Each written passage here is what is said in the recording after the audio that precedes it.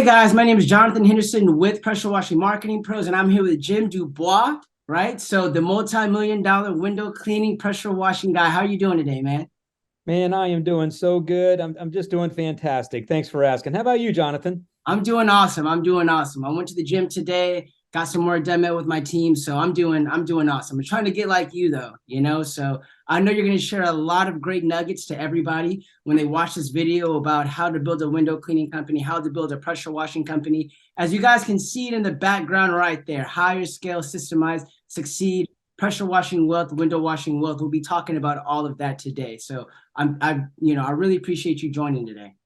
Well, thank you for having me on, Jonathan. I've been thinking about it all day, and there's nothing better than talking about shop, right? I totally agree. I totally agree. Well, let's go ahead and get started. So I've introduced you as a multi-million. I won't discuss how much it is, but I know it's a lot of money. But I know you're the multi-million dollar window cleaning pressure washing guy. But tell us about yourself, when you got started and how you got started cleaning windows, because I know you do have a business. I know you're based out of the Charlotte area, correct? And your business is called Squeegee Pros, correct? Yep, that's correct. So I got my initial start back when I was 19 years old. I was up at the Jersey Shore, up in New Jersey, and I remember answering an ad in the Asbury Park Press newspaper for a job washing windows, and I'm like, "Well, how hard can this be to wash windows?" So as a 19-year-old kid, and I'm like, "All right, let me show up to the interview," and I had a suit and tie on, and I pulled up in my car in this shopping center, and the owner of that company came out. He interviewed me, and I had the job like in 3 minutes. And I think it was I looked the part, like I looked professional and Mhm. whatnot. And I started getting trained on how to wash windows. I went out with him for a week or so, and little did I know, but a whole career was opening up in front of me. I didn't see that, right? Because I just had a job washing windows. And Mhm. after a year of working for him, I'm like, that little entrepreneurial bug was always going in the back of my mind. I just didn't know what it would be that I would latch onto. And sure enough, I'm like, you know what? I think I'm going to start a window cleaning business and just give this thing a go. Was it easy? No. But I started, and that was the beginning, and that was Done Right Window Cleaning up at the Jersey Shore. I built it 600 storefronts. We were doing about 300 houses a year, and I was just having the time of my life. So that was my start. That was your start. And then I know when you say you're having your time of your life, right? You always have a hero arc, and then you have kind of like the villain arc, right? Or the lessons we all learn as an entrepreneur. So how did you go from done right, like window cleaning, like you set up in New Jersey, to where you're at, like to where you're now in Charlotte? Like what, what triggered you to make that move from being in the Jersey Shore, right? To going all the way down to, Charlotte, North Carolina. Sure. It's so once I crossed that bridge to become an entrepreneur, Mhm. one, I never looked back. I just kept going. So I had Done Right Window Cleaning for 5, 6 years.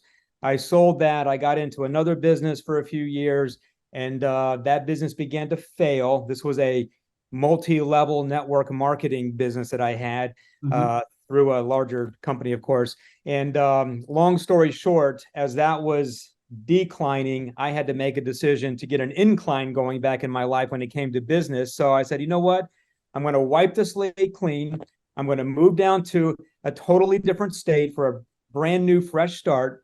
And I'm not sure what I'm going to do yet, but I landed in Charlotte, North Carolina, and I walked into a mattress store. I needed a mattress, and I just noticed his windows were dirty. I guess once it's in your blood, you just never forget about it. And I'm like, you know what? I'm going to pitch this guy on window cleaning, and if he says yes, I'll start a window cleaning business. And if he says no, well, I had a couple of other ideas back at that time. That was back in 1996, by the way. And I mean, what's the chance of him saying yes? It was so slim, but Mhm. he said, yeah, when can you start? And that was the beginning of what I like to call greatness for me. The beginning of greatness.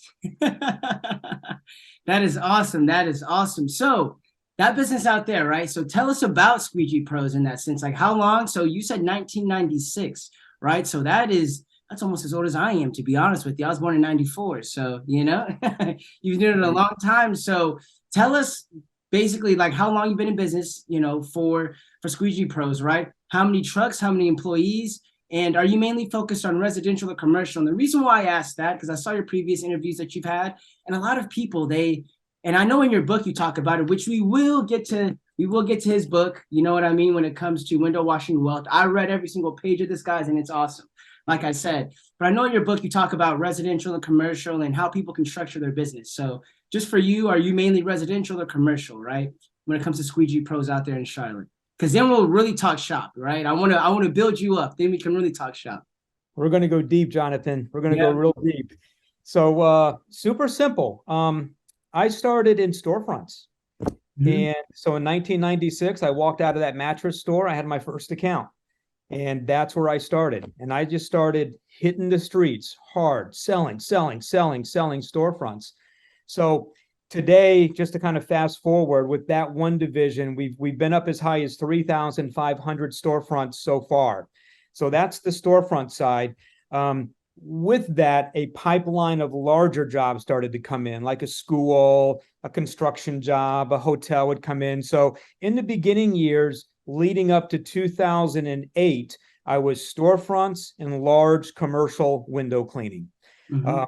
Virtually nothing with residential.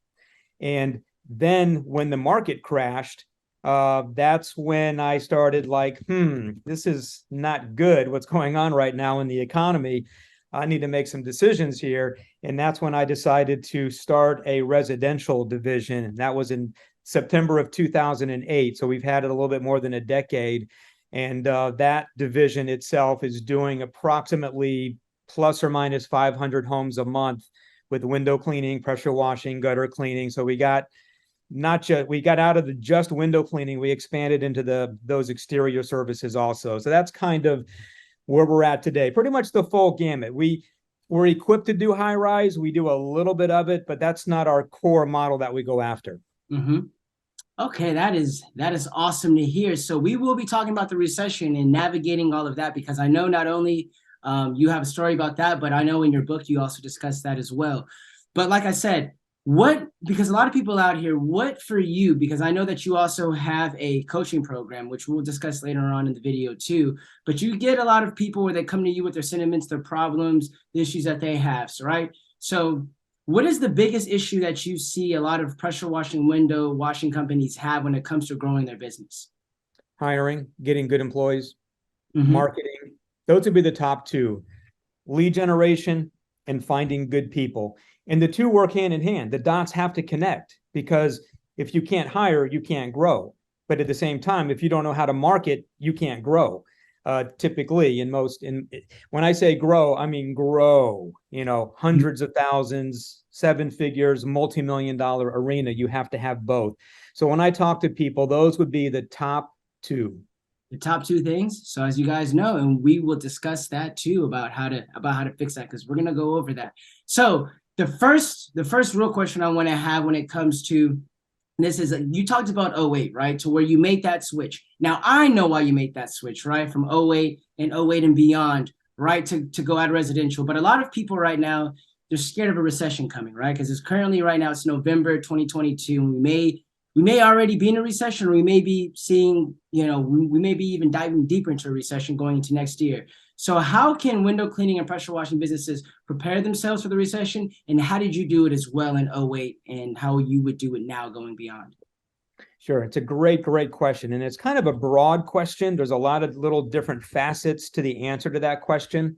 So one is, it comes down to the platform of your operation, the foundation of your company. You've got to have some different pieces of a puzzle together, so to speak, that you can kind of launch off of to be able to get through what we may end up going through when it comes to inflation, recession, and things of that nature. So the first thing is, get your brand right.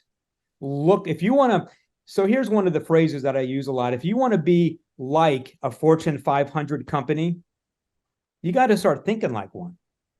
Most don't. Most think small. Maybe they don't know how to think big, and that's okay. It'll happen in time. You'll begin to figure these things out. So like branding, for example, if you want to be perceived as $1 million company, and you should, if the big dream for you, if the American dream is to build a big company, a big business, whatever big might look like for you, typically having people working for you and things of that nature, you have to build your brand. So if you want to be like, if you want to look like $1 million brand, you have to start putting those puzzle pieces together so that you at least are perceived as one, right? Mhm. Start wrapping the trucks, start head to toe uniform, the hat, the hoodies, the t-shirts, the khaki pants, however that looks in your world. Start branding yourself, the lawn signs when you're doing a house. That goes along with the wrap truck. It goes along with the uniform. When you're presenting yourself to a first-time customer or prospective customer, you should have a professional set of literature, right? I was talking to a client earlier this morning, and we were talking about brand. And one of the things that we were talking about with that is when you get people that you're about to service or you are servicing that begin to ask you a question such as, are you a franchise? That's when you know your branding is starting to get the attention of people because you're beginning to look the part. So again, long answer to the question as far as getting through this. Companies are going to, or people, customers, prospective clients are going to align themselves with people that they feel that they can trust. They're going to align themselves with people that they feel, or with companies that they feel are going to give them the service that they want. So let's go a little deeper with that, Jonathan, when it comes to inflation. So one, you have to identify the avatar. Who's your client? If you're going after neighborhoods where cars are on blocks, the grass is not mowed, they're probably not going to pay for the window cleaning services that we offer or the pressure washing services that we offer. They're just not. Money's going to get in the way. But if you're putting yourselves in front of the right people, in front of neighborhoods like 500,000 to 3 million, kind of that little subset of people, all of a sudden price is not as important as the brand, the quality, the perception that they're getting from you as a company. Can they trust you? All of those things become more important. The value components become more important than the price components. Also, the people that fit that avatar criteria, they are the least to be affected with the inflation, the recession, and they're the last to be affected, if affected at all. So your marketing efforts should go to those people, and you're just not going to have that much of an issue. Sure, people always want a deal. Price is always kind of out there, but let me tell you something. We're not a small company, and probably by competitive standards, we're probably the biggest, and we're also the busiest. But here's the kicker. We're the most expensive, certainly top tier. How do we maintain what we have going on consistently month after month after month? It's because we do have the brand. We do come across very professionally. I feel, in my personal opinion, look better than most of the franchises that are here in my marketplace that we serve. And then there's some other little anecdotes to that allow us to be able to charge the prices that we get and get them. Look at it this way. And those that are listening, there's the Holiday Inn and there's the Ritz-Carlton. We know the difference. Most operate like a Holiday Inn. My company operates like the Ritz-Carlton. It's not just price, it's value. Beyond value, it's a whole experience that the prospective client, the customer is getting. And if you can start connecting those dots, pricing, inflation, recession is not quite an issue in most cases as it is if you're not connecting those dots. And here's another part to this. When your staff's on the phone with customers and prospective customers, how good, and think about this, those that are listening, how good are you or are they on the phone? If price comes up and you don't have an answer to that, you're probably going to lose that potential client as a customer. So, for example, we have phone scripts and we role play with my staff with these phone scripts. Part of those phone scripts, Jonathan, are objections. What's the number one objection that we typically get? Price. Yeah, but I was about to say it's probably going to be price. It's price. And one of the lines that we use, so here's a nugget of gold for you. When somebody comes across with us with price being the objection, we'll say, well, hey, Mrs. Smith, let me ask you a question. Besides price, what else is important to you? Right? Now what's going to happen? A whole door opens up. Well, quality, are you insured? I want to make sure you're going to be here on time. Do you do background checks and all those things? And then you can focus that conversation on that. And all of a sudden, what's happening? Price is not as important as it was maybe in the very beginning of the conversation. And the reason why is because when it comes to price, in most instances, most of these businesses that are out there, pressure washing, window cleaning companies, they don't bring out the value of their operation. Maybe they don't have much value, and that's something you got to work on. So the consumer only has one thing to shop on: price. So they just go for the cheapest price. But as soon as you start putting those value components in there, right? A double your money back guarantee, or we are the only company in the whole Charlotte region that has care and custody clause on our insurances. You don't ever have to worry about just plain old general liability. We go deeper than that. There's a whole story to that. But when you start coming up with the lines to use when price is an objection, and you learn them and you teach them to the people that work for you, whether it's an on-site estimate or it's on the phone, all of a sudden that conversion from leads to jobs is going to start going up. And if we're in inflationary or recessionary times, it's not going to fall very much at all, if it falls at all, as far as leads to jobs conversion. Hey, look, guys, he gave you a lot of gold and just, you know what I mean? And that's why we have you on here, man. I want to talk like 5% of the time. I know you got a wealth of knowledge in your brain, and like you have in your background, hire, scale, and systemize. And so you're right. You want to have a systematic approach, and you want to know who you're targeting. Like we had Dave Carroll on here as well. And he was talking about just what you were talking about, in the sense of, like I said, go in those higher end neighborhoods, or even go in your CRM and see who you service the most, right? Because like you said, when you have that branding, if I go on my CRM and I see that I've worked in these zip codes, these 3 zip codes the most, right? That means that those people are seeing my trucks all the time. Those people are seeing our employees, our trucks, all the time, right? So that means that they're going to have more of a trust in us. And what is that going to do? That's going to have them refer you more people in that neighborhood. So you're taking over entire zip codes, you're taking over entire neighborhoods. So yeah, thank you for that. Thank you for that, for that nugget, when it comes to, targeting that. So that brings me to my next question, because a lot of people will say, all right, then Jim, well, that's good that, you have that, you're going there, you're marketing to those kind of people. Well, people in my area are poor. People in my area, it's just my area. So how do you usually deal with that whenever people say, it's just my area? Because I know I get that all the time too. As like a, marketing agency that does this, people be like, people in my area just won't pay that price. And I know that you've probably heard that as well from the people that you coach. Like people don't pay my price. So what do you usually say to those people? Yeah, I get that every once in a while. It's not different where you're at compared to where I'm at or where they're at. There's pockets of wealth everywhere. Mm-hmm.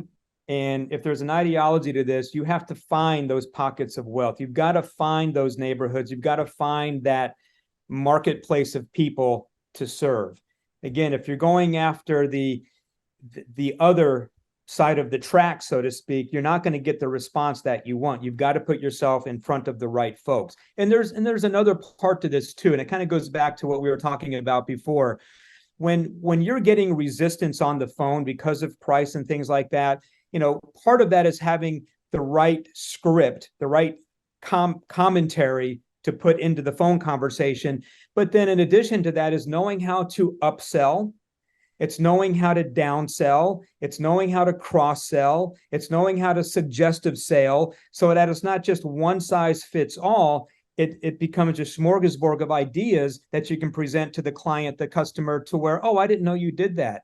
Or, okay, yeah, if you can't do the entire upstairs and downstairs of my windows, the downsell in this example, let's just do the downstairs this time, right? That's where most of your traffic is in your home, right? Or maybe it's gutter cleaning. Instead of doing the entire house, let's downsell it, right? This is an inflationary, recessionary way to get around this to a degree. Gold nugget. Gold nugget. What side of the house are most of your trees, right? Let's do the back and the west side. Maybe we don't need to pressure wash the entire house. Let's do the side that the sun doesn't get to, and we can negotiate price from there. It's once you get somebody on the phone, or maybe you're at their front door, once you start educating them, once you start bringing those value components into play, once you start coming up with things that they haven't heard before, right? Those that are listening, it's your job to know your skill sets and know your industry so well that you become the authority, right? You educate that consumer to the point where they're going to start to trust you as the authority in the industry, in the area that you serve. Then again, price just starts to go away.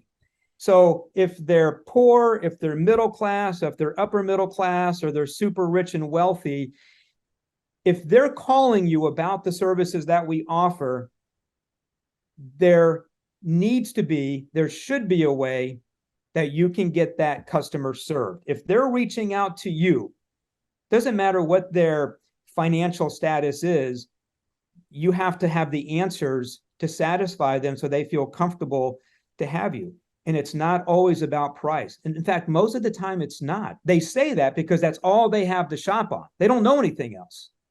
Mm-hmm. But when you bring that education and you bring those value components into play, watch the game start to change. You hit it on the head, Jim. Like I said, that was actually really good. And I just learned something with that as well when it comes to downselling. Because a lot of people, they'll cut off their face and spite their nose, right? To where somebody will just say, well, yeah, I want my deck, my sidewalk, my home, and all of this. And so, like I said, if you just are on the phone with somebody and you're just like, well, I can do this for this price, right? And they're like, okay, well, I'll go on to the next one. If you don't have a script, just like you said, then you're just going to lose out. You're going to lose that customer because you never got to the root of what that customer was really wanting, right? Because like you said, you could downsell them. You could say, hey, Miss Nancy, what's the most important item out of those three that you want washed right now, right? And now, Jim, I'm not saying that you should say this. I'm by far no salesman when it comes to pressure washing, but that was perfect in the sense of the downsell. What's the one that you want, right? Well, I want the house done the most. Well, you know what? The sidewalk and deck, whatever, if you want to give a discount for something, or if you want to just, the home, whatever it is, right? I'm not a person with scripts and all that. But like you said, it's important to have triggers for every type of answer that you have, because you'll be able to probably garner a lot of those customers. So that's awesome. You said the downsell, because most people are always looking to upsell. They're never looking to downsell. You know what I mean? That's right. Most miss the boat. And I'll tell you something else. The more you tell, the more you sell. Okay. When you've got the verbiage, you've got the educational points, when you've got that authoritative way about you because you know your stuff inside and out, and you can put that out into words, again, they don't know. Most consumers don't know. Like when we're talking about window cleaning, we have a 6-step process to window cleaning. No one's ever heard that before. Really, right? That Mrs. Smith is saying. We have an 8-step process to a house wash. Oh, okay. Well, I did not know that. Versus, yeah, we'll come out and we'll wash your house for $2.99. Mm-hmm. Again, you can start to see the difference there, and it really, really starts to make a difference. So don't let inflationary times, don't let a potential recessionary times get in the way and start shaking your faith with your mindset. Know how to navigate these waters, some of these things that we're talking about right now. It absolutely works. Here's another part to this. If you're only a pressure washer, well, why are you not window cleaning?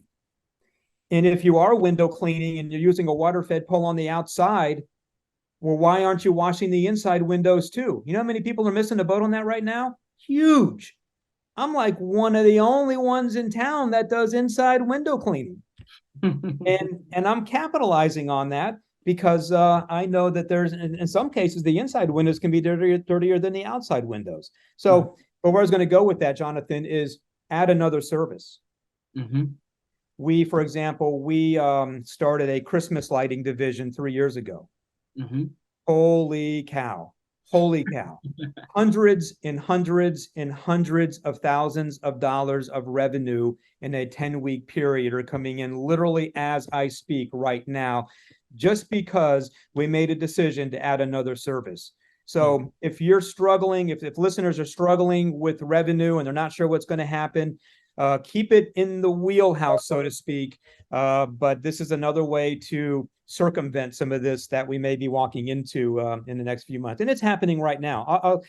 So many things. I don't want to steal the show here, but I know you got some No, this questions. is your show. This is your show, man. Like this is what people didn't come. People hear my voice enough, man. This is you, you know. So because I know we'll talk about some of the marketing, like the systems, the 60, the 60, 25, 15 rule as well, because I really like that one. We're gonna talk about that. We're gonna talk about the 4 stages of growth as well, that you have in your book. But yeah, because like I said, when I read your book, I read in '08. It's all about pivoting, right? And you're talking about pivoting, you know what I mean? In the sense of, guys were heavy on commercial, you pivoted over to residential because you knew kind of recoup a lot of that money that you're missing out on as well, and just adding another service. And so that's really good. And so the next question I want to ask you too is, you don't have to give all of them. You don't have to give every single one of them, but you can just give at least, what is one marketing effort that drove a lot of revenue to your business? What is just one marketing effort or one means of marketing that you did, that really drove it down for your business? In the beginning, so when I started residential, September of 2008, so 2009 was my first full year. And I have to tell you, it was a totally different business model than storefronts. It was like starting a whole nother company. Mm-hmm. And I thought it would be easy, but it wasn't easy. So I would make these wacky flyers. Crazy guy Jim Dubois has got an unbelievable offer for this particular neighborhood. But my mistake was, it was the wrong neighborhoods. It was those smaller houses, the do-it-yourself neighborhoods. And I did not know that at the time. My avatar wasn't completely identified. Once I began identifying that, I started hiring flyer delivery companies. We put out 25 to 30,000 flyers a month as one example. But I started off small, right? Yeah. And I started building it up. So it's one marketing medium, whether it's flyers, door hangers, the right headline, the right body copy, the right call to action, your logo's on there somewhere, right? You got to have the right stuff on the marketing piece to drive the calls in. But once you find these winning marketing mediums, you roll out. Roll out means go as far as you can. I'd put 100,000 out if I could, because our return on investment is there. So that's one. And that's the print side of things, right? That's, some people look at that maybe as an archaic way of doing marketing. That's okay, because we are tearing it up out here in the Charlotte market with what we do on the print side with that form of marketing. The other one, Jonathan, is, how the Yellow Pages was back in the day. Mm-hmm. The big plumbing company, they've got the full page ad in there, maybe a 2-page spread. They've got the back cover. They've got a lift note on the front. They've got the little classified in there somewhere. Mm-hmm. Well, today that's Google. Mm-hmm. And I reference that as the 5-pack. Mm-hmm. And for us, that is one of our absolute biggest marketing mediums that we use to date, besides our database. Mm-hmm. And I got to tell you, when you can, and this, when you can prominently be displayed on the 5-pack on the first page of Google, where you own the most real estate, the chances are pretty high that you're going to be one of the chosen ones, right, to be called for services that we offer. But it's not just one campaign that's, one size fits all. It's every single service that you offer on that 5-pack across the board, so that no matter where they go, where they look, where they see, up and down that first fold to that first page, there you are again and again and again. That's the other side to what we do, as far as a couple of the big ones that drive revenue and drive leads to us. And I'm glad you said that. I'll start with the print marketing, then I'll go to the digital marketing side of it. You're right. On the print marketing, a lot of people will just print out. Well, I know you've heard this, Jim. They'll print out like 500 flyers and they'll put them out and they'll say, I didn't get a single call. But when you say it's about the consistency of it, right? The consistency of in which you're doing it, or the sheer volume of it, right?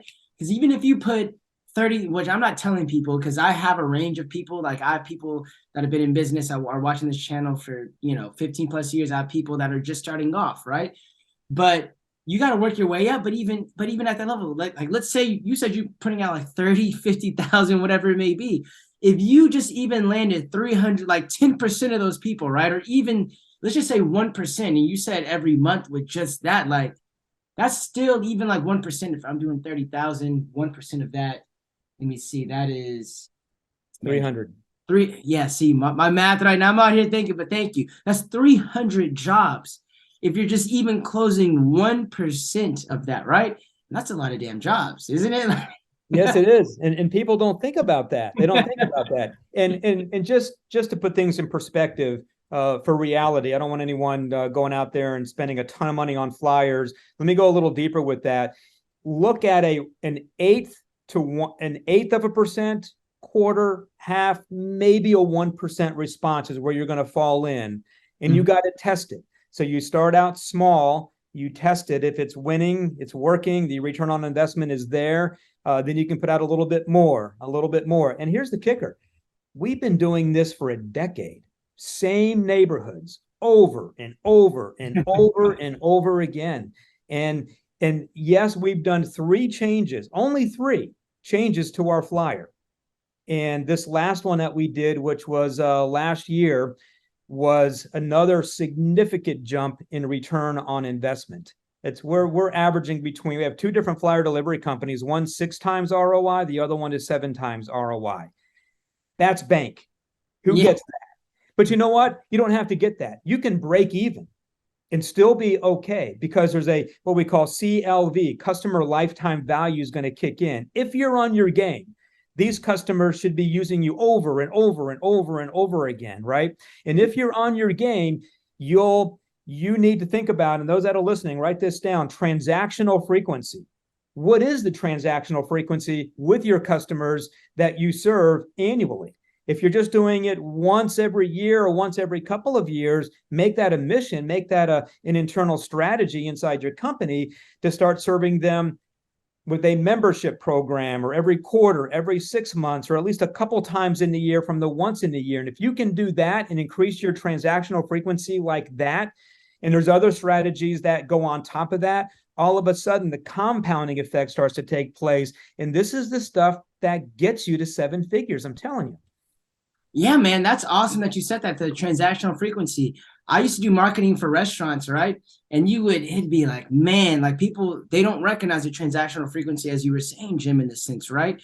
And that's awesome that you say that, because I mean, I didn't forget it, but it's like it's coming back to the surface now, right? Because just like you said, you're very smart when you said you break even when you'd probably break even all day to acquire a new customer, wouldn't you? If you could, technically, right?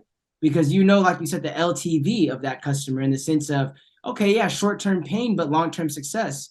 And then also go on what you said about the transactional frequency. When I used to work with restaurants like that, you can't it's very difficult to bring a restaurant like 400 new people every single month. You know what I mean? But what you could do is if you could get maybe 100 of their already existing customers, instead of coming just once every month, you could get them to come 4 times a month, right, to that restaurant. Then that's acting as if it's a new customer, right? So that's exactly awesome. Right. So that's awesome what you said about the transactional frequency in that sense. Sometimes these people just need to think about it. Well, Miss Nancy only does a house washing. Well, like you said in the beginning, like have her come for gutter cleaning, have her come for Christmas installation, whatever it may be. So I'm very glad that you went ahead and you said that, because right here in my notes, my next question that I was going to ask you about, right, is like, what are some of the biggest marketing mistakes that you see? Because it's kind of a good segue when you're talking about that. But what are some of the biggest marketing mistakes you see pressure washing, window cleaning companies make? Yeah. Number one, we don't charge enough. Okay. That's a big one right there. It's a big one. Number two is we don't stay in touch with our database. Oh, okay. Look at the customers we bring in as one-offs, right? We got them, we serve them. They'll call back when they're ready. Maybe not, but maybe it's not good enough for me. I need to control that environment somehow. And I'll tell you, Jonathan, we milk our database for every dollar that we can somehow squeeze out of it, to the tune of hundreds and hundreds and hundreds of thousands of dollars a year. So those that are listening, and there's a proprietary part to this, but point is, one, have a CRM and put all those customers in there. Two, with that CRM is all the prospective clients that come into that database, leave them in there. Just because you didn't serve them for whatever reason, some people are clean freaks and they want to keep their database real clean and they'll get rid of the prospects. Huge mistake. We have in my company, we have, holy cow, a lot of people, thousands and thousands in our database, thousands and thousands and thousands. Mm-hmm. So you can imagine, as you, the listener, are building and building and building and building that database up, that is a marketing medium in itself, whether it's email blasts and all the different things you can do with your database. So when it comes to marketing mistakes, one is take really, really good care of your database. Two, make sure your pricing is on point. If you go back to the beginning of this, I had said that we're the biggest, we're the busiest, but we're also the most expensive. How does that work? Don't be afraid to raise your prices. We raise our prices every single year and people pay. But we also have value components, those roots to my company to support that. That's the brand. That's what we say on the phone. That's how we're perceived, what the transaction looks like when we're at their house, and all of those things. That whole professionalism, education, authoritativeness comes out. All of these things connect. So marketing mistakes, there's a lot of them that people make, but I would say those would probably be a couple of them. Another one is build out some kind of a referral system that you can put on top of the existing customer base that you have. Good one. Don't make it just happenstance. Put a system together so that you're going after those referrals. Again, it's a six-figure part. It's a six-figure marketing medium that we have in my company, and it's free. We just say specific things. We send specific things out to try to get referrals to occur from our existing database. So that's another mistake that many, many people make as well. So there's a couple, three right there that are probably the bigger ones, I think. Mm-hmm. And that's and those are good, because I know people could say like you're Google, you're not having a website, but those are ones that are unconventional that people on my channel probably have not heard, right? Which we're going to talk about in a minute when it comes to your book, because we're going to talk about, you know, some of my most favorite 3 chapters in your book that I think can pertain to a lot of the audience here. But yeah, you're right, hitting up the database, hitting up all of that stuff, right? When it comes to that, because yeah, let's talk about your book then, man. Let's talk about your book, because like I said, I want to talk about the 4 stages of growth. I want to talk about the 60-25-15 rule, which you've kind of discussed a little bit. And then also I want to talk about some of your 7 systems to scale your business. Now, like I said, there's a lot of other gold nuggets in your book as well, but I want them to actually, you know, read it, buy it, whatever it may be. Because like I said, I don't even do pressure washing, window cleaning like that. I service them, but I had to read it for myself still.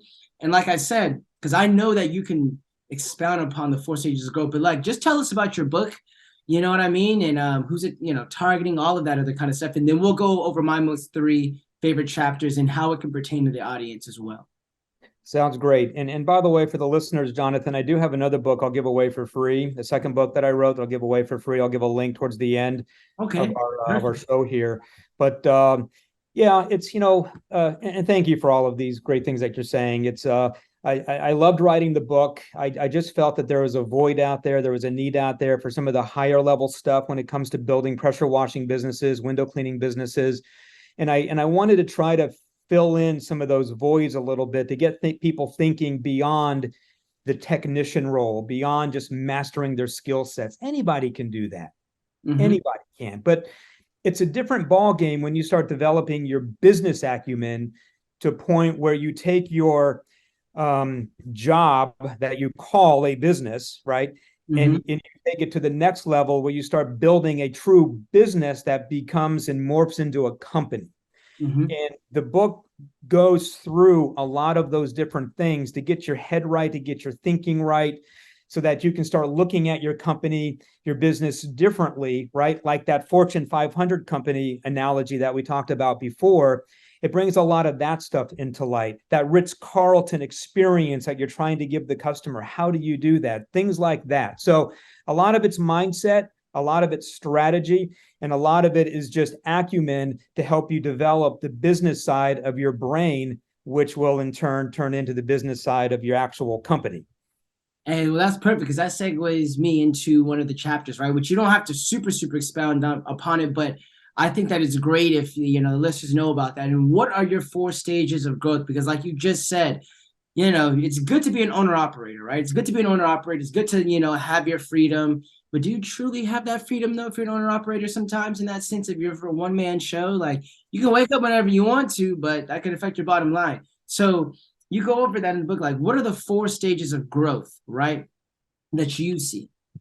Yeah. And it's a great little concept I put together because it kind of clues you in with where you're at. And I want everyone to identify where they're at. Which stage are you in as we go through this? So stage 1 is the owner operator. Maybe they have a helper, right? Easy peasy. Just go out there, do the jobs, make the money.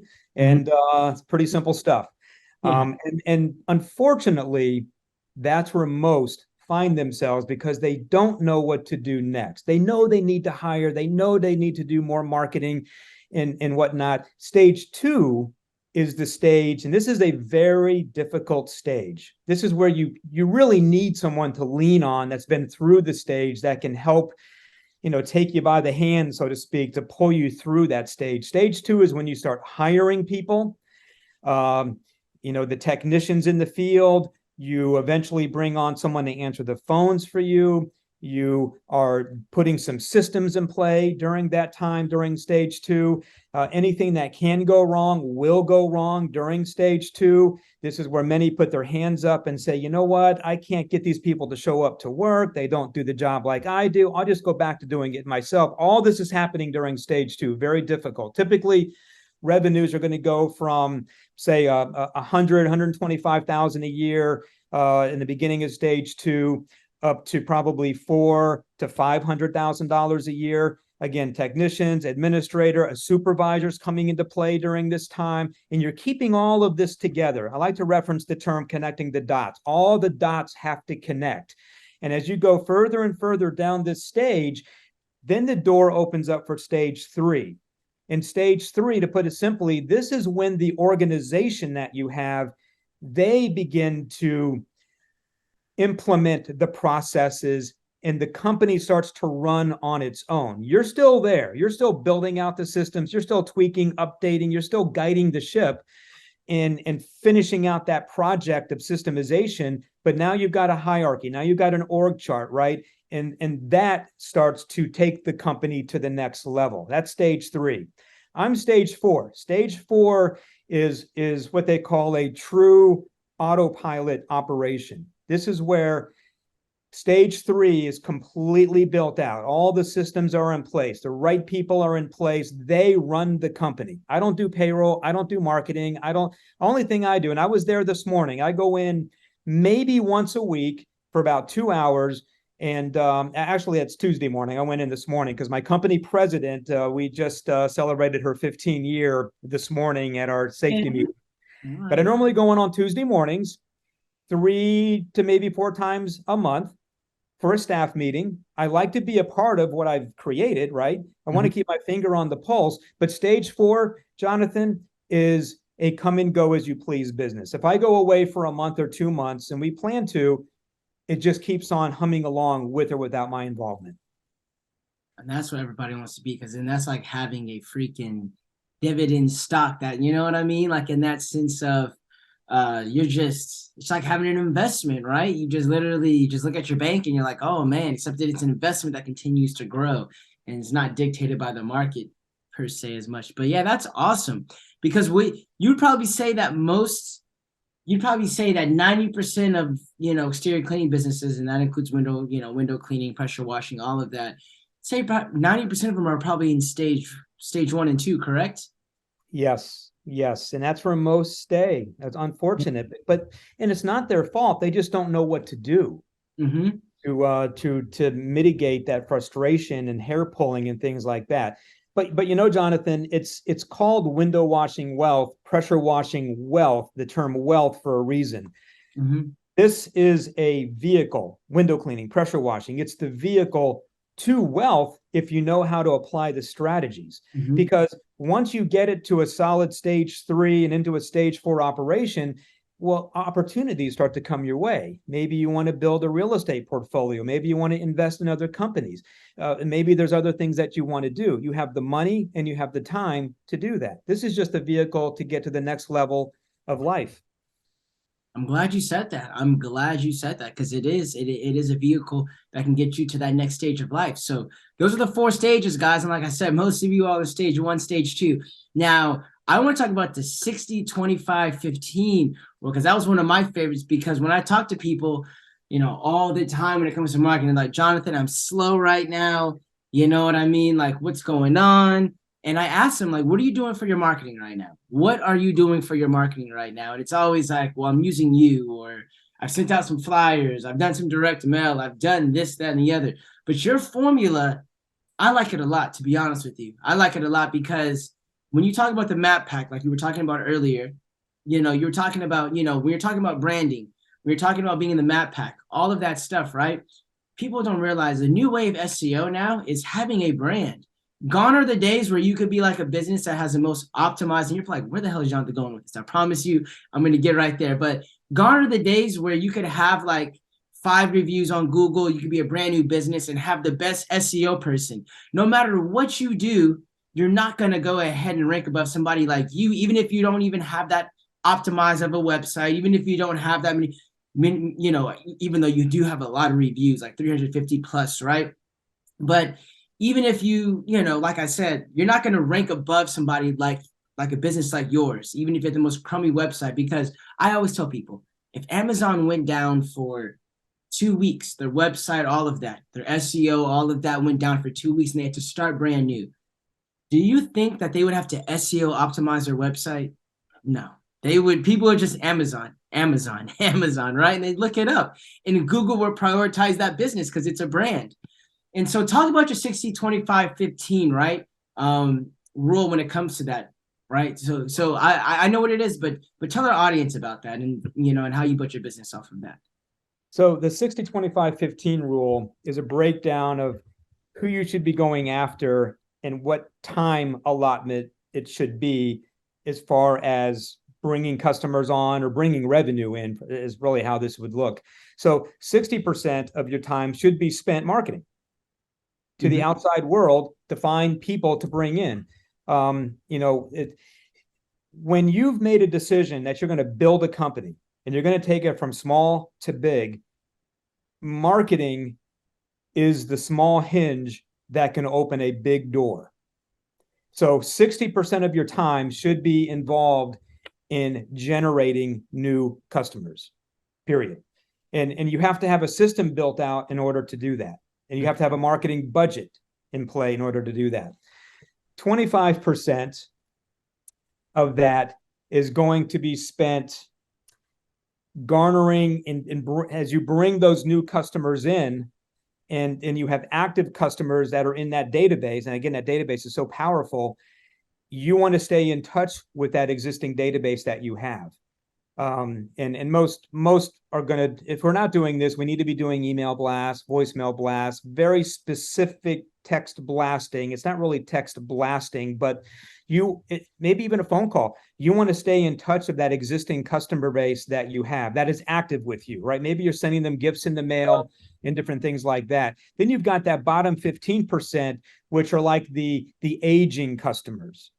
Those that have kind of gone by the wayside. We don't know what's even happened to them. We need to spend 15% of our time reaching out to them, because maybe we don't get them today, but maybe we'll get them 3 months from now because we just don't go away, right? Mm-hmm. So 60% is out there towards getting brand new customers. 25% is towards those active customers that we have or staying in touch with them. But we can't forget about those, what we might feel are dead customers, because they're not. We just haven't served them in a long time for whatever reason. It's probably on us, not on them. I mean, think about it this way, Jonathan, and all the listeners, raise your hand, so to speak. if you can remember the electrician that's non-family that came to your house last time. I do these in conferences. Maybe one hand goes up out of 100 people, say. Yeah. That bottom 15%, they probably don't even remember your company name. More or less, definitely not your name. It's up to us to put time, 15% of our time in front of them, to keep our name in front of them so that they don't forget about who we are. So marketing is not just new customers. It's the active and it's the aging as well. And you're right about that. I really thought about that. Like when you think about when's, what was the name of the last plumbing company you went to? Because those are like one off. And you're right. As a pressure washing business, there should be no reason as to why somebody should not be reaching out to you, and there's no reason as to why your customers should not know who you are, because they have services that they need every single year, right? Like you said, as an electrician, you probably really only need an electrician maybe like once every 5 to 10 years in that sense, right? Like, I'm assuming. When it comes to a plumber, there's a lot of HVAC and people that need that they're continuously getting new customers. But the thing about pressure washing is that, and window cleaning is that everybody, like, you're going to get those customers every year. Every year, somebody's house needs to be cleaned. It's not every year that I need to unclog my toilet, right? It's just the truth, Hopefully. Yeah, hopefully, right? But most of the time, like I said, or roofing businesses, let's go to that, right? Like as a roofing business, you're not getting a new roof every year. If you're getting a new roof every year, I mean, you got to choose a different roofing company, right? So those people are getting a new roof 10 to 20 years, right? But for pressure washing, you're getting, like I said, and that's why I loved that rule that you had. That's why I loved it. Because yes, 60%, 60% of the time getting new customers, 25% of the time, you know what I mean? What was it? It was because I went brain dead for a second. 60 times getting new customers, 25% reactivating your database, then 15% for the inactive customers, right? That's So exactly right. And you know what, Jonathan, you hit the nail on the head. Our business is easy. It's not difficult to add revenue. One, there's a new 5-letter word in town: clean. Everybody wants clean. Today, more than probably any other time in American history, more people are working from home than ever before. They see it now. And if we can just apply that 60, 25, 15 rule, right? I have 2 pictures on the wall that my daughter made for me. One says, never go away. So our database, we never go away. They all know they will never forget my company name. Unlike the plumber, the electrician. I mean, if I only coach window cleaners and pressure washers, but if I was coaching electricians and plumbers and things of that nature, we could probably easily double, triple the revenues just like that, just with a couple of concepts. But in the other one, so never go away. mm-hmm. But when you do that, what happens? You become, this is the other sign in my office, you become the obvious choice. Mm-hmm. And so if there's a takeaway from this show, put those little systems together to never go away, to become the obvious choice. It's going to help you in inflationary times, recessionary times, because they're going to know who to call. Mm-hmm. Yeah, and you hit it on the head, like I said, even in this chapter right now, because I can get the last, because I want you guys to really get the book, but the last thing we'll talk about is like the 7 systems, because you just talked about it. You need to have those systems in place, right? So one of them, a recruiting system, all of that. And you talked about a lead generation system. And I won't go over all the systems, but what are one or three of like, what are one or three like the most important systems? Like I said, I won't go over all 7 because I want people to get the book. But what are one or three of like the most important systems that people need to go ahead, or pressure washing, window washing, companies need to implement in their business? Sure. So system 1, Jonathan, is a recruiting system. So Mm-hmm. if you're going to grow to stage 2, 3, 4, you have to have a recruiting system in play. And the best analogy I can give is, imagine I came to your hometown and I said, take me to the biggest pond in your city. And we're going to go to the pond, and there's going to be a lot of other home services companies at the pond too. They're all fishing for A-player employees, Mm-hmm. and you're there too. And I walk up to you and I say, Jonathan, I tap you on the shoulder. I say, hey, what's going on, Jonathan? What's going on? Well, I'm trying to find some A players and I'm really struggling here. I say, you know what? Let me see your fishing pole. Here, let me see that for a minute. I'm going to put it over here. Take mine. In fact, use my bait, and let's put that fishing pole back in the water. and let's just see what happens. Let's just give it a few minutes.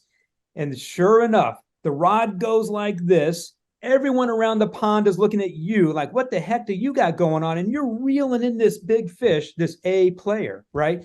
This is the beginning of a recruiting system. Strong ads, good headlines, good body copy that attracts people like you and me and others that are on this show, because we would be probably the A player type.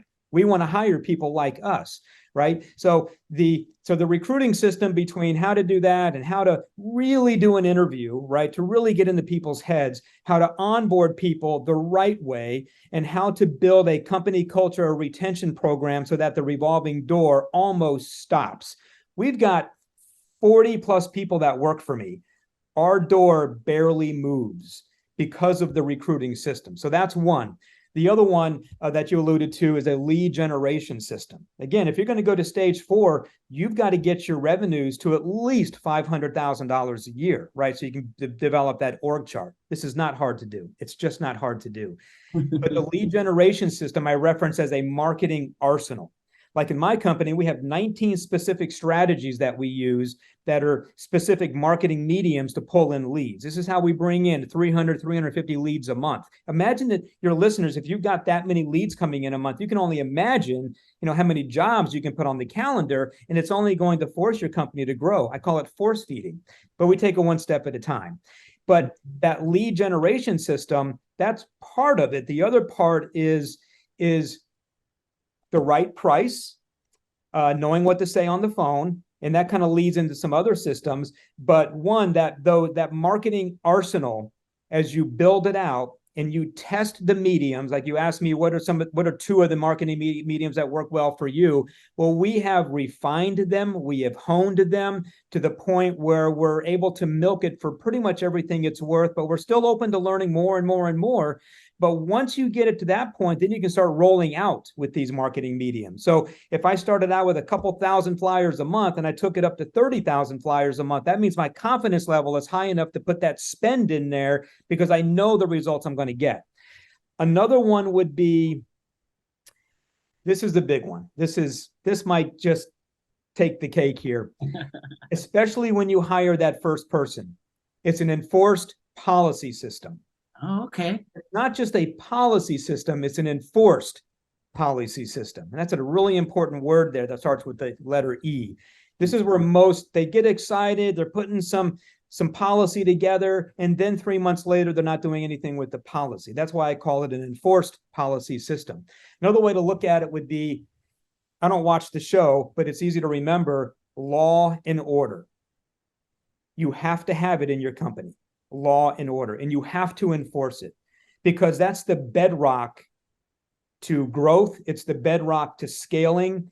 It's the bedrock that's going to get you where you want to go, to keep the hair on your head, and to keep your stress levels down. Remember, stage 2 is difficult. It's very difficult. Most fail or flail when they go into stage 2. And that system, enforced policy, is definitely going to get them through. You want to hear another one? Yeah, you know what? You can give us another. Hey, man, I can listen to you all day, man. Go ahead, give us another one, man. I'll give you another one. World-class service system. Remember we were talking about the Holiday Inn, the Ritz-Carlton? There really, truly is a difference. And we have 18 elements that make up world-class service. I have yet to find a company in my marketplace, and I'm talking the whole arena of home services, that do what we do when it comes to the 18 elements to be like the Ritz-Carlton of pressure washing and window cleaning. And that alone is a big supportive bedrock to our high prices, is because of that experience that the customer is getting. So that's another one that we have. I'll tell you another one, and that one is going to be an administration system. And when you hire somebody to answer the phones, boy, you're either going to do it right or you're not going to do it very well. And there's a lot to that. This is where, obviously, the administrative stuff like scheduling and keeping the calendars moving and stuff like that. But that's where we get into those scripts. Not that our my administrative staff read scripts word for word like a robot. No, but we teach tonality. We teach mirroring. If you know Tony Robbins, he wrote the book Unlimited Power, Neuro-Linguistic Programming, mirroring people on the phone, keeping people on the phone. Trust begins to develop. They start to become your friend, knowing what words to say to lead. We don't even ask if they want to schedule.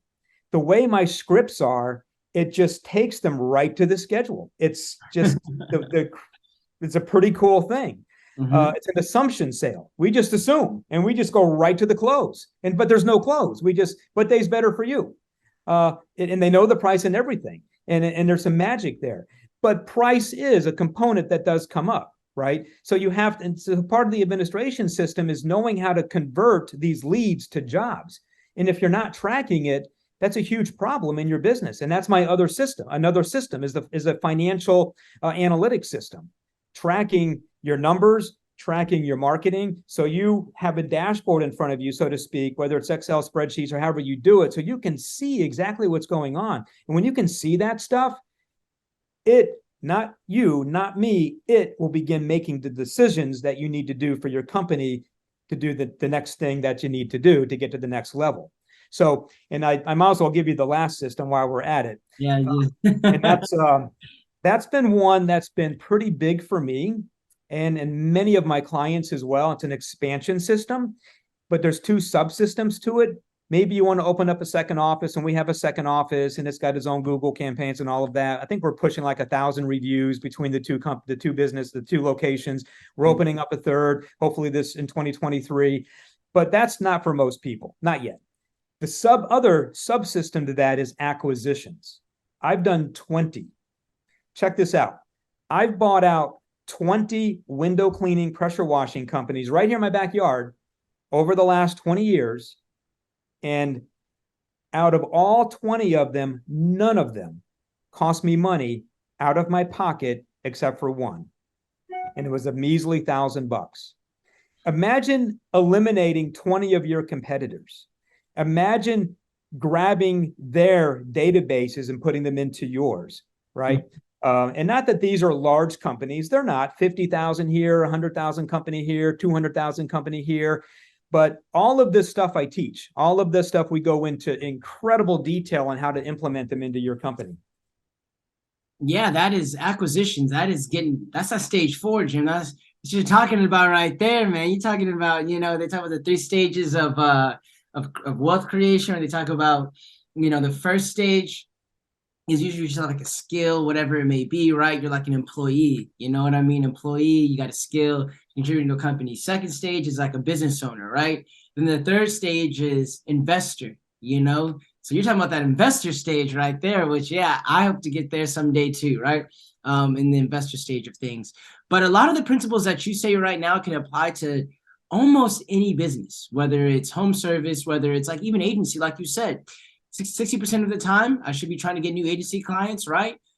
25% of the time, I, focus on my other clients that I have right now, maybe upselling, whatever it is. And then 15% prospects that we may have, or people that we may have worked with in the past, or prospects that, we have not talked to in ages, right? And we need to see. So when I was reading your book, I was like, a lot of this stuff, like I said, your systems that you just talked about, a recruitment system, works for any business. Enforced policy works for any business. And so those are very good ones that you have right there. So that segues me into this. Like, you've given a lot of knowledge. A lot of people should know that you have a lot of knowledge in that sense. Tell us a little about your coaching programs, your window washing wealth and your pressure washing wealth as well. Like, how'd you get started? What does it serve? All of that other kind of stuff. Just go ahead and tell us about that. And we'll have a link for that below, because I know you'll send me all the links, man, for all of this stuff. Thank you for that opportunity, Jonathan. It kind of goes back to first conventions that I would go to over the years, and I would just meet and get to know so many people that were just struggling in their business. And, they'd get all this information from the conventions, but they were just having difficulty applying it. And, or there was just too much information. I didn't know what to do first and second, so they never did anything at all. It became an area of paralysis. So in 2017, I started the coaching. And I'll tell you what, I'm having the absolute time of my life. It almost brings tears to my eyes when you start working with people and you start watching them blossom, that business acumen blossom into something that they were not sure that they could do on their own. And all of a sudden, revenues start to grow, profits start to grow. So the coaching, it's very simple. I'm very niche specific. I only coach window cleaners and pressure washers, but it doesn't matter where you're at. Stage one to stay. We just signed on someone a few months ago. He was flirting with $1 million a year. And then I bring on those that are starting at zero. They see the value of the business model. They want to get into it, but they want to align themselves with someone to get them there faster. And that's what we do. So everything that we've talked about, we go very deep into every one of those, very step by step by step. The mission is to get you out of the truck and delegate every task to take you to stage 4. Get you out of the truck. Let's get you off the phone. Let's get you out of the field so you're no longer supervising, and have all of that in place for you, replicating my company. So we have coaching calls. We have 2 webinars that we do a month, skill set, business acumen. I have a forum where clients can banter back and forth with Q&A. We have, I have an online portal knowledge center, right, where my company, Squeegee Pros, is on there. Our scripts, our marketing, to our operations manuals, the enforced policy, all 7 systems are all broken down on the portal. I do boot camps at my office. It's a 4-day event. And you know what? I wanted it to be very reasonable in price. And I think that it is. It's a truck payment. It's a small truck payment. Anybody can afford it. But here's the kicker. We bring somebody in. Our first mission, let's wash out that coaching fee in 30 days. And typically, we always do in a 30-day period. So essentially, they have us for free. They're still, paying the coaching fee, but we call them quick wins. We have 3 strategies we immediately put into play, and a bunch of other things that we do all at the same time. So that's what the coaching program is all about. And if anyone's thinking about something like this, you have to speak to me on the phone first. I do not sign everybody on that wants to do this. I just don't. I'm looking for particular people that I feel really can go all the way. Reputation's everything. And for me, this is not a sign-up game. It's really taking quality people that really have that vision to change their business. They want it so bad, but they just don't know where to turn. I'm the guy to talk to then. And then we'll see if we're a good fit. And if so, get ready to roll up your sleeves, because I will change your business. I have a client in Missouri. He started at 0, 27 months, $101,000 a month. I have a client in Florida, started at $1,000 a month. He was doing some storefronts. 37 months, he broke $102,000 a month. I have a gentleman in Utah. He's been with me 4 years. He was at $3,800 a month when he came on board. He saw me speak at a convention. 40-something months in, maybe 51 months in, over $200,000 a month. And it's story after story after story after story like that, provided they plug in and they follow the system. If you're not going to get on the calls, don't do this. If you're not going to follow direction, don't do this. This is for the serious entrepreneur that's sick and tired of being stuck, not sure what to do next. This is the stuff that we do, and we'll go as fast or as slow as one wants to go. So we find your pace. The link, I guess, for simplicity purpose, windowcleaningbusinesscoach.com. And I'll put that in the guys. I will go ahead and put that in the description so that you guys have all of that. I'll put window washing wealth. I'll put pressure washing wealth. We'll have that windowcleaningbusinesscoach.com. Yep. Okay, then so we'll put that in there too, because I'm a big proponent of coaching. I am. Like, I pay $1,000 every single month, like you were talking about in that sense. But I just got back from Miami last week, and it's my business coach, and there's a bunch of other agencies that are out there. We get on weekly coaching calls. We meet every quarter, right? Every 3 to 4 months down in Miami, right? And we just kind of congregate. And it's one of those things that I've always been a big proponent of coaching, because I don't know where I would have been, right? It's just an acceleration process when it comes to that. And I know what it's done for my agency, kind of being in that, acceleration process. And I know what it can do for a lot of, like I said, I know some people that are in your coaching group and they're doing very well. right? So it's just one of those things. That's why I wanted to have you on the channel. Yeah. And so like this is one of my last few questions that I do have for you as well. I always say this, right? Like what is one entrepreneur hack that you have, or like kind of one thing that you do for entrepreneurs, right? Like a personal life hack that made you a better entrepreneur. Great question.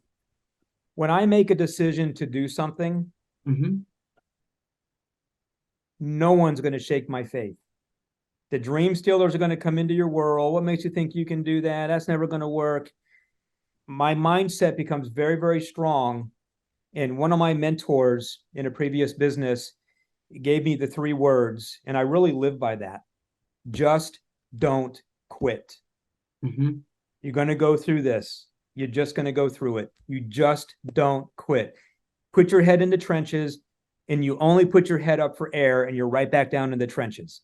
You just don't stop. You just don't quit. So that would be my little adage for that. And that's a perfect one. If you just don't quit, you never lose, right? You never lose. You never lose. It's like having a stock that's a stock could go to $100, then it could go down to, or crypto. Let's use crypto because stocks usually stay consistent. Like crypto has been up and down like that. You have a crypto coin, you know, that like Bitcoin, right? Goes to 60,000, then goes to 8,000, right? Then 16,000, right? If you just never sell it, you know what I mean? Did you ever really lose money, right? Did you ever really lose money? You never did. So just don't quit. So yeah, like I said, the last question, where can people find you? And if you have anything else for us, but like where, we kind of already went through that, like windowwashingwealth.com, pressurewashingwealth.com, window cleaning business coach.com, like we'll have below. But yeah, man, like I said, Jim, this has been awesome having you on here. Do you have anything else that you'd want to share? Or you Yeah, if I have 2 things actually. I'll give away a couple of freebies to your listeners if you like. One is I do have a 21-page report that it goes into some strategies that many don't really think about so much to kind of get something started or get to the next level. Freebusinessbuildingreport.com, freebusinessbuildingreport.com, 21-page report. And I'll give you one more. I did come out with a second book. It's not published in print yet, so I'm giving it away for free. The title of it is How to Build a Massive 7-Figure Service Company. Mhm. And the link to that one is windowwashingwealth.com/ebook.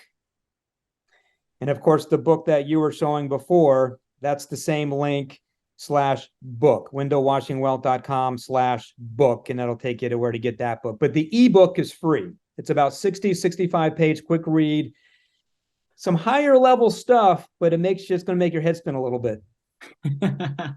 Well, that's awesome. Is there a dash in, or is it just straight ebook? No dash. No dash. No dash. And like I said, guys, you'll be able to find all of this in the description below, right? But yeah, thank you so much, Jim. Thank you so much for being on the channel and having that wealth of knowledge. Like I said, I really do appreciate it. I know that I found out about you from like a fellow window washer, like pressure washing business, right? And I know they're killing it. I was like, man, and like I said, he just spoke so highly of you.